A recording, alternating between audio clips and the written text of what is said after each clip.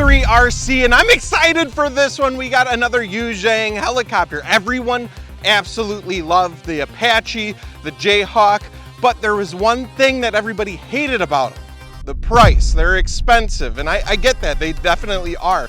But Yu Xiang listened and they released this new line. They have the Huey and the Bell. Today we have the Huey. It's a little bit smaller size. It does not have GPS, but the price is a lot cheaper than like the Apache and our other ones. It still has optical flow, should be pretty beginner friendly, but you're gonna see a lot of features that aren't on this one that save the cost. So today we're gonna decide, is it worth it to just spend a little bit less and get this one? The scale details are beautiful. It's still brushless. The doors still slide. If you guys are interested, I picked this up from Sterling Kit. Huge shout out to them. You can use the link down below. It's an affiliate link. I get a small kickback if you guys pick up the helicopter through that, but let's see if it's any good. And first things first, let's check out what it comes with. What I noticed right away, obviously we don't have the briefcase anymore. That's kind of to be expected. Charger, extra blades. Pop this off. Like I said, it fits with the blades on it and everything like that, so that's nice. I got 2 batteries with mine. It's like this, charges with USB-C, simple, and they're saying 10 to 12 minutes of battery life. And then the transmitter is a bit different than the other one. This is where a lot of the features are gone. On the other one, it has a screen and it gives you so much information. This one's a lot more basic, which is okay. It still like feels fine, it does good. It's on AA batteries. And I mean, you got a little bit less stuff going on, but apparently there's still some good features. You can put it into manual or the optical flow mode, or it has an inverted mode still. And I think you might need to go into manual in order to be able to do that. The instructions were a little about that.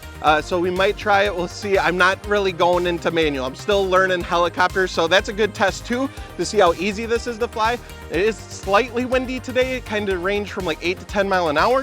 So we'll see how this little guy does. Let's get her fired up. Again, as always, guys, like the videos, you enjoy what we're doing here, make sure to subscribe, like, and comment, and then use those links if you're interested in picking one of these up. They're down below in the descriptions and the comments. First things first, always power on your transmitter. There we go, got a little light on it. If it's your first time flying, well, first you hold this.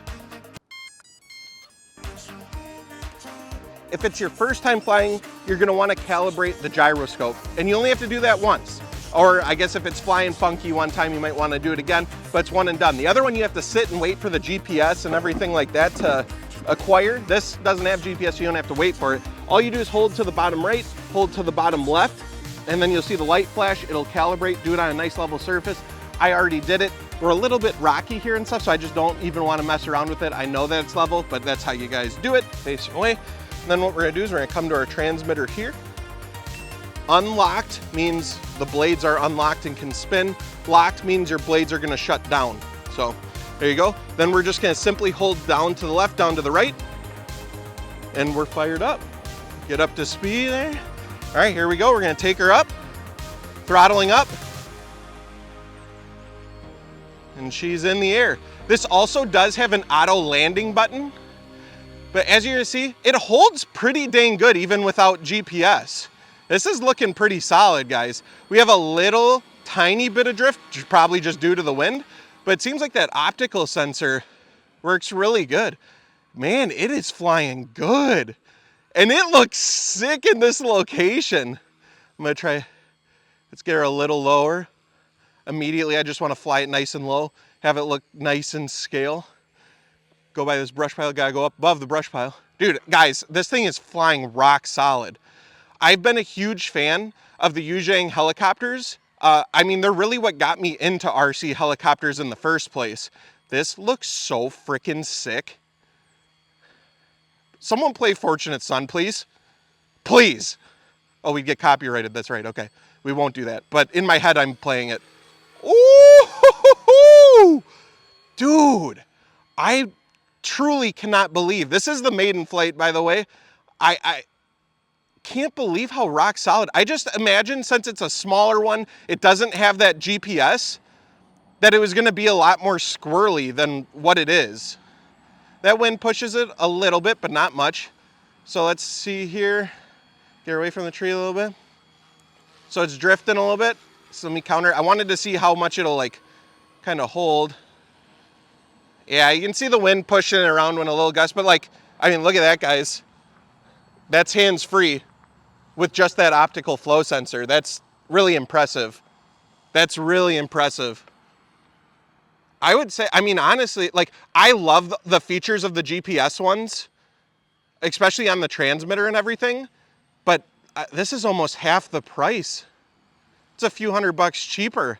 I would definitely, especially if you're new to helicopters, I would not be afraid to just get into this one first and then decide if you want one of the GPS ones. It does have high and low rates, so I switched to high. Let's see if we can notice anything. I don't know if that just has more factor in manual mode or not. Oh yeah, no, she's scooting now.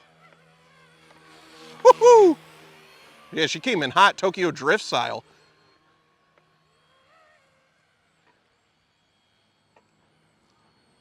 Okay, let's put her back into low rates. I'm gonna try the inverted. So we're gonna take it up. I think it needs to be at least 5 meters high. So I think that's good. I don't know what meters are. The hell is a kilometer? So then it's, the wind's pushing it. I get nervous. I don't wanna get too crazy. I think you have to be in manual, guys, to be able to be inverted. I could be incorrect because I think this is as high as it's letting me fly also. That must be the limit of the optical flow sensor. Again, we're in that mode. And yeah, I don't trust myself with this wind and a new helicopter to put it into manual and then go inverted. So I'd love to showcase that feature, but we might have to do it on another episode. Okay, I'm gonna fly it past this wall right here, bring her in. Not hit the tree. Look at how cool this thing is. It looks so good.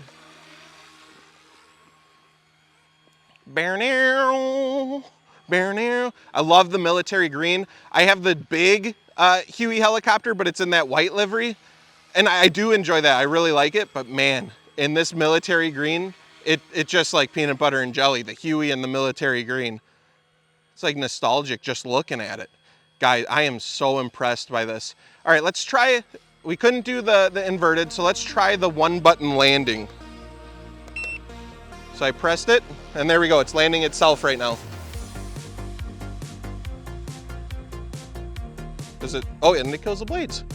And then of course, anytime you kill the blades, you wanna kill it on the transmitter too, even if it shut them off themselves. I am so dang impressed with this helicopter, guys.